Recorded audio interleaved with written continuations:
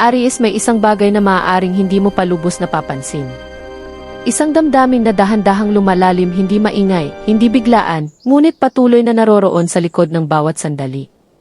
Maaaring may isang tao sa paligid mo ngayon na matagal nang may nararamdaman, isang damdaming hindi niya agad ipinapakita, ngunit unti-unti itong nagiging mas malinaw sa bawat paglipas ng araw. At ang nakakagulat, maaaring nagsisimula mo na rin itong maramdaman. Hindi ito yung tipong pag-ibig na biglang sumabog na parang kidlat. Ito ay mas tahimik, mas malalim at minsan ay nagsisimula sa simpleng mga sandali, isang tingin, isang ngiti, o isang presensya na laging nandyan kahit hindi mo hinihingi.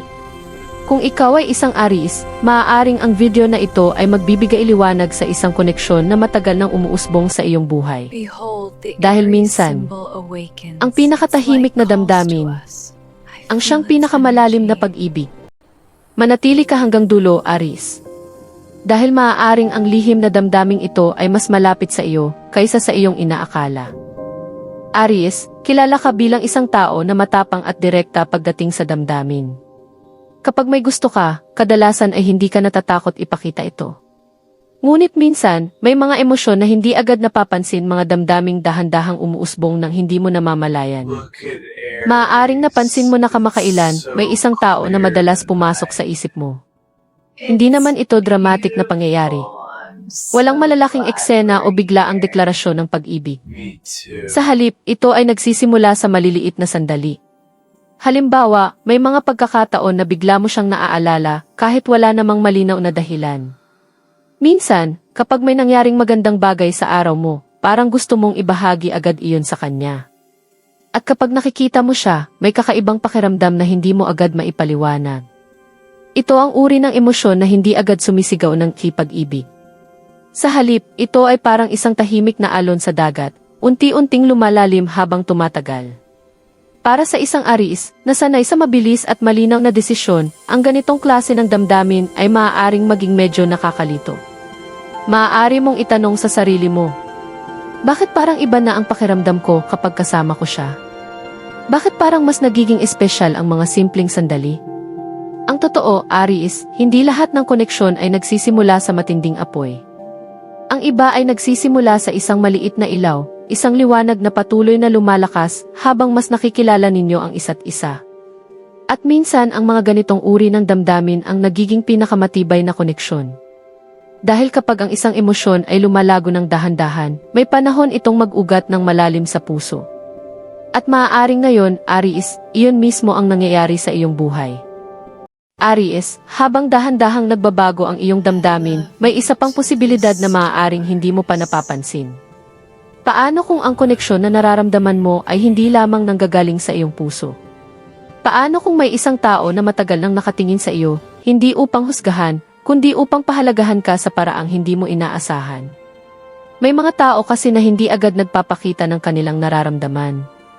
Hindi dahil wala silang damdamin, kundi dahil pinipili nilang maging maingat. Pinipili nilang kilalanin ka muna ng mas malalim bago sila magbukas ng kanilang puso. Maaaring ang taong ito ay matagal ng bahagi ng iyong paligid. Isang kaibigan na palaging nandyan kapag kailangan mo ng kausap. Isang taong tahimik lang na nakikinig sa iyong mga kwento.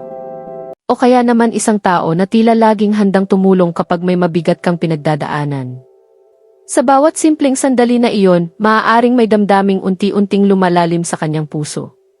At ang nakakagulat, Aries, maaaring nagsisimula mo na ring mapansin ang presensya niya sa ibang paraan. Hindi ito yung tipong presensya na maingay o puno ng drama. Ito ay mas kalmado, mas totoo, at mas nagbibigay ng pakiramdam ng seguridad. Minsan, kapag magkasama kayo, parang nagiging mas magaan ang iyong pakiramdam. Parang ang mga problema ay hindi na ganoon kabigat kapag nandyan siya. At kapag wala siya, may maliit na bahagi ng araw mo na tila may kulang.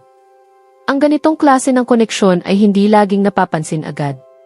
Ngunit kapag nagsimula mo na itong makita, unti-unti mong maiintindihan kung bakit ang ilang damdamin ay pinipiling lumago sa katahimikan.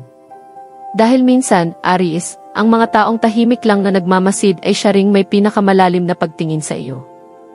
Aries, minsan ang tunay na damdamin ay hindi agad sinasabi sa mga salita. Sa halip, ito ay makikita sa maliliit na kilos sa mga simpleng bagay na ginagawa ng isang tao nang hindi mo agad napapansin. Kung may isang taong may lihim na damdamin para sa iyo, kadalasan ay may mga palatandaan na dahan-dahang lumilitaw sa inyong pang-araw-araw na interaksyon. Halimbawa, maaaring napansin mo na may isang tao na laging handang makinig sa iyo. Kahit gaano ka kasimple o kahaba ang iyong kwento, tila hindi siya nagsasawang pakinggan ka. Hindi siya nagmamadali na baguhin ka o kontrolin ang iyong mga desisyon. Sa halip, nandyan lang siya, sumusuporta, nagpapakita ng pag-unawa, at nagbibigay ng espasyo para maging ikaw ang tunay mong sarili. Isa pang palatandaan ay ang paraan ng kanyang pagtingin sa iyo. Hindi ito yung mabilis na tingin na agad nawawala.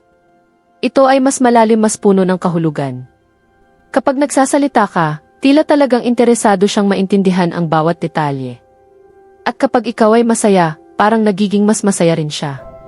Minsan, ang ganitong uri ng damdamin ay hindi agad ipinapahayag dahil sa takot na baka masira ang magandang koneksyon na mayroon na kayo. Ngunit kahit hindi niya ito sabihin ng direkta, makikita mo ito sa kanyang mga kilos, sa kanyang presensya, sa kanyang pag-aalaga, at sa kanyang tahimik na paraan ng pagpapakita ng pagpapahalaga sa iyo. Aries, kung mapapansin mo ang mga ganitong senyales sa isang tao sa iyong buhay, maaaring ito ay indikasyon ng isang damdaming matagal nang lumalalim. At kung minsan, ang mga palatandaang ito ang nagsisilbing unang hakbang ng isang koneksyon na maaaring maging mas espesyal pa sa iyong inaasahan. Aries, darating ang isang sandali na ang lahat ng maliliit na pahiwatig ay magsisimulang magdugtong-dugtong. Parang isang kwento na unti-unting nabubuo sa iyong isipan. Maaaring isang simpleng araw lang ito. Walang kakaibang nangyayari. Ngunit habang nakikipag-usap ka sa taong iyon, o habang naaalala mo ang mga sandaling magkasama kayo, bigla mong mararamdaman na may nagbago. Hindi na ito katulad ng dati. Ang presensya niya ay tila may ibang kahulugan na ngayon. Ang kanyang mga salita ay parang mas mailalim. At ang mga simpleng sandali ninyo ay parang mas mahalaga kaysa dati. Sa puntong ito, maaaring itanong mo sa iyong sarili. Kailan nagsimula ang damdaming ito? Bakit parang mas nagiging espesyal ang taong ito sa aking buhay?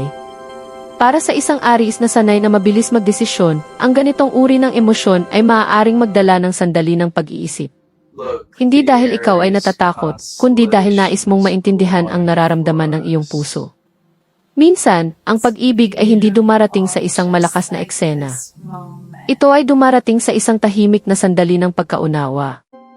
Isang sandali kung saan napagtatanto mo na ang isang tao ay naging mahalaga sa iyong buhay, hindi dahil sa malalaking bagay na ginawa niya, kundi dahil sa kanyang palaging presensya. At kapag dumating ang sandaling iyon, Aries, maaaring mapansin mo na ang lihim na damdaming lumalalim ay hindi lamang sa kanya, kundi pati na rin sa iyo. Ito ang simula ng isang koneksyon na maaaring magdala ng bagong kulay sa iyong mundo. Aries, kapag ang isang damdamin ay nagsimulang lumalim ng tahimik, kadalasan ay may dahilan kung bakit ito nangyayari. Hindi ito minamadali ng panahon. Sa halip, hinahayaan nitong lumago ang tiwala, pag-unawa at koneksyon sa pagitan ng dalawang tao. Maaaring napapansin mo na ngayon na ang taong ito ay hindi lamang isang simpleng presensya sa iyong buhay. Unti-unti siyang nagiging bahagi ng iyong mga araw, sa mga kwentong gusto mong ibahagi, sa mga plano na naiisip mo, at sa mga sandaling nais mong may makasama. Ngunit Aries, mahalagang tandaan na ang mga koneksyon na nagsisimula sa katahimikan ay kadalasang may potensyal na maging mas matibay. Dahil bago pa man ito maging pag-ibig, nagsimula muna ito sa pagkakaibigan, respeto, at tunay na pag-unawa. Isipin mo ito. Dalawang tao na unti-unting nagiging komportable sa presensya ng isa't isa. Walang pressure, walang pilitan, isang natural na paglapit ng dalawang puso. Kung pareho ninyong papayagan ang koneksyong ito na lumago sa sarili nitong ritmo, maaaring magbukas ito ng isang bagong kabanata sa inyong dalawa. Isang kabanata na puno ng mga simpleng sandali. Mga pag-uusap sa gabi, mga tawanan na walang dahilan, at mga alaala na unti-unting nabubuo. Ang kagandahan ng ganitong koneksyon ay hindi ito nagmamadali. Sa halip, ito ay parang isang kwento na dahan-dahang sinusulat ng panahon. At minsan, Aries, ang mga kwentong nagsisimula sa katahimikan. Ang siyang nagiging pinakamakabuluhang bahagi ng ating buhay. Aries, kung may isang bagay na maaaring matutunan mula sa ganitong uri ng koneksyon, Ito ay ang kahalagahan ng pagiging bukas sa mga damdaming dahan-dahang umuusbong. Hindi lahat ng pag-ibig ay nagsisimula sa matinding apoy. Ang iba ay parang isang maliit na ilaw na unti-unting lumalakas habang lumilipas ang panahon. Kung may isang tao sa iyong buhay ngayon na nagbibigay sa iyo ng pakiramdam ng kapayapaan, pag-unawa, at tunay na koneksyon, maaaring ito ay isang paalala na minsan ang pinakamagagandang bagay ay dumarating sa paraang hindi natin inaasahan. Hindi mo kailangang pilitin ang mga sagot ngayon. Hayaan mo lang na ipakita ng panahon kung saan patungo ang koneksyong ito. Ang mahalaga ay maging tapat ka sa iyong sarili at sa nararamdaman ng iyong puso. Dahil Aries, ang mga damdaming lumalalim ng tahimik ay kadalasang nagiging pinakamatibay na pundasyon ng isang tunay na relasyon. At kung sakaling ang koneksyong ito ay patuloy na lumago, maaaring isang araw ay mapagtanto mo na ang taong tahimik na naroon sa iyong buhay ay siya palang pinakamahalagang bahagi ng iyong kwento. Kaya manatiling bukas ang iyong puso, Aries. Dahil minsan, ang pag-ibig na unti-unting lumalalim ay siya ring pag-ibig na tumatagal.